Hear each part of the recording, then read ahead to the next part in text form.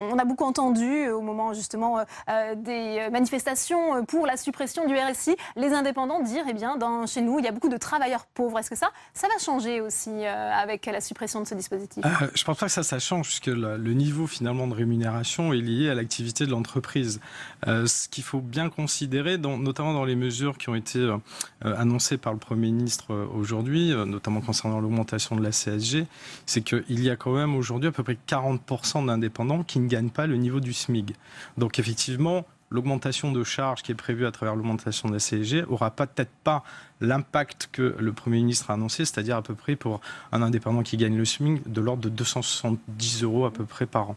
Ce qu'il faut voir aussi sur cet aspect-là, c'est tout l'aspect fiscal.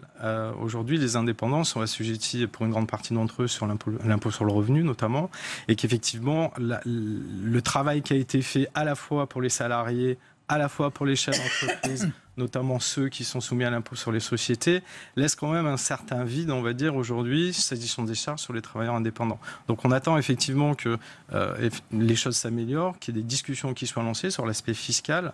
À cet effet, d'ailleurs, nous avons rencontré Bruno Le Maire, justement, sur le sujet dans le courant du mois de septembre, pour lui faire part de nos propositions. Mais il est bien évident qu'il faut tenir compte qu'aujourd'hui, les indépendants, ça reste quand même une force économique. Je pense que le gouvernement a bien pris conscience de cet élément. C'est pour ça que la symbolique de suppression du RSI reste effectivement aussi un message clair de la part du gouvernement et du président de la République, dans le cadre effectivement du respect des promesses qui ont été faites, et qu'à partir de là, tout démarre. Tout démarre sur la protection sociale des indépendants, tout doit démarrer aussi sur la fiscalité liée aux indépendants aujourd'hui, et effectivement le développement de l'entreprise, qu'elle soit micro et qu'elle aille après vers une constitution. On parle souvent des PME allemandes, en disant il faut qu'on ait des PME allemandes. Il faut savoir que la PME allemande, avant effectivement qu'elle devienne une PME et qu'elle soit allemande, elle a démarré en tant que micro-entreprise.